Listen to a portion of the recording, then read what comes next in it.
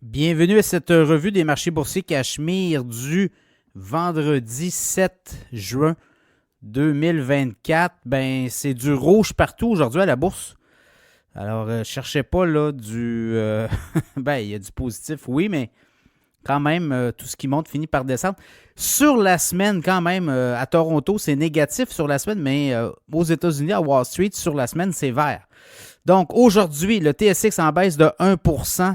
22 007 points.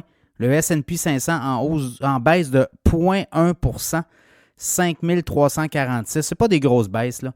Le Dow Jones en baisse de 0,2%, 38 798. Le Nasdaq en baisse de 0,2%, 17 133. Le pétrole aussi baissé de 25 cents le baril, 75,30 $ US référence WTI. Le Bitcoin aussi baisse à 69 540. On avait atteint en début de journée tout près des 72 000. Et là, ça l'a retraité avec les chiffres sur l'emploi notamment.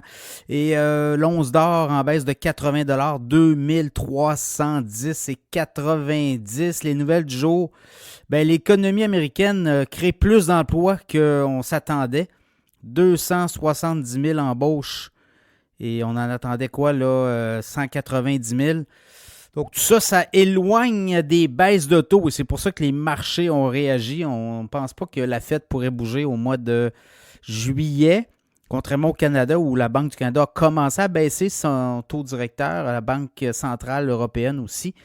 Et aux États-Unis, on pense que on va avoir les chiffres sur l'inflation mercredi prochain. Et à partir de là, on va avoir une idée, mais on s'éloigne d'une baisse de taux potentielle cet été aux États-Unis. Donc, c'est un peu ça qui a fait la dynamique des marchés et qui a éloigné. Je pense que les marchés aussi sont très hauts, là, on est très élevé. Donc, on commence à prendre des profits aussi. Et je regardais Nvidia qui split ce soir, là, 10 pour 1. Donc, lundi matin, on va avoir le split déjà enregistré. Il a terminé la journée à 1208 et 88. Sinon, des banques, il y a des banques américaines, des banques dites régionales là, qui commencent à inquiéter. C'est Moody's qui dit qu'il pourrait là, décoter certaines banques, dont la First Financial Bank Corp, Old National Bank Corp. Il y a plusieurs banques comme ça, là. Il y en a beaucoup des banques régionales aux États-Unis. Il y en a des centaines. Et ces banques-là seraient beaucoup exposées là, à ce qui est l'immobilier commercial où là, il y a vraiment des radiations d'actifs à faire. Donc, elles pourraient en subir les conséquences. Là, je regarde GameStop. On a eu la fameuse vidéo là, de Roaring Kitty pendant presque une heure. Il est venu jaser, mais il y avait le titre de GameStop en arrière sur le tableau, puis tout ça droppait, là. Donc, l'action a quand même chuté de 39,4% aujourd'hui à 28,23 $. Il dit que lui, il croit beaucoup à GameStop. Il dit que l'entreprise s'améliore. Alors, il est all-in là-dessus. Je pense qu'il y a 116 millions de dollars de misée en actions sur le titre et des options d'achat qui se terminent le 21 juin. Il y en a, je pense, pour 60 millions. Là. Donc, il pourrait jouer son va-tout. Mais à date, je pense qu'il a fait pas mal d'argent là-dessus. Alors, un peu ça. Sinon, les autres nouvelles, il n'y a pas grand-chose. Là. On va le voir avec l'inflation. Évidemment, l'inflation mercredi prochain, ça pourrait donner le ton. Là.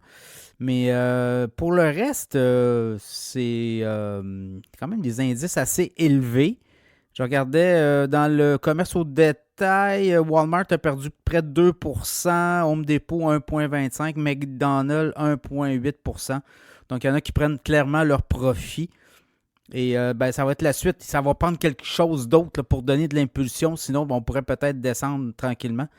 Alors voilà, si l'inflation est moins importante que prévu aux États-Unis, ça donne des munitions pour que la Fed puisse éventuellement descendre les taux. Vous voyez dans quelle dynamique on est. Il faut que ça soit négatif ou absolument. Dans le cas de l'emploi, il y a beaucoup d'emplois. L'économie va bien. Donc, on ne se plaindra pas. Voilà, la semaine prochaine, d'autres sites à surveiller, d'autres nouvelles.